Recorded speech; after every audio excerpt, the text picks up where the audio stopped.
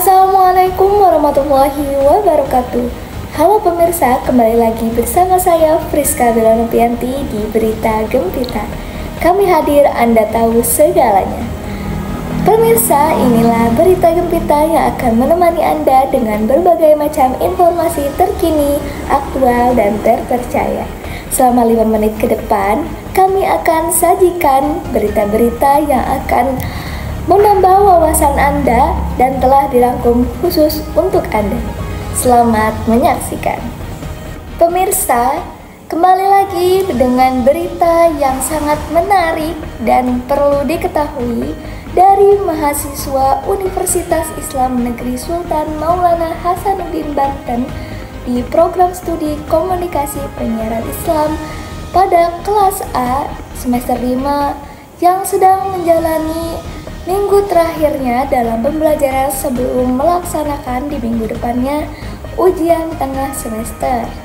Pada kelas di mata kuliah Teknik Reportase dan Investigasi Berita yang diampu oleh Bapak dosen Adi Kusuma, yang dimana pada kelas tersebut seperti biasa melakukan praktek teknik reportase dan juga ada yang mempresentasikan tentang materi yang harus disampaikan yang terdiri dari beberapa orang. Ada berbagai macam masukan yang diberikan kepada kelompok yang melakukan praktek teknik reportase, yaitu bagaimana reporter bisa menguasai apa yang sedang disampaikan, tidak terlalu melihat teks ataupun menyerupai news anchor. Reporter seharusnya bersifat sangat aktif dan juga tegas, melainkan news anchor itu lebih lembut dan lebih santai. Nah, selanjutnya ada juga sesi pertanyaan dan juga masukan yang akan disampaikan untuk yang menyampaikan materi. Materi yang disampaikan oleh mahasiswa dan mahasiswi di Komunikasi Penyiaran Islam ini adalah etika dan hukum dalam jurnalisme. Pemirsa, etika dan hukum dalam jurnalisme bukan hanya etika dan hukum jurnalisme biasa.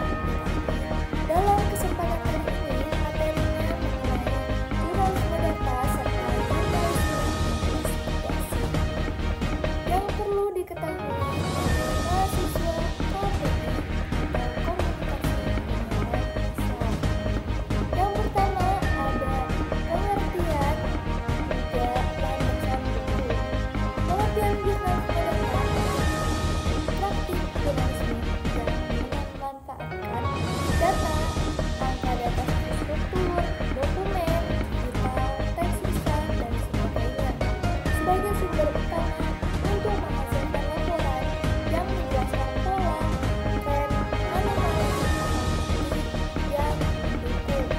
untuk landasan hukum terkait jurnalisme data dan jurnalisme investigasi.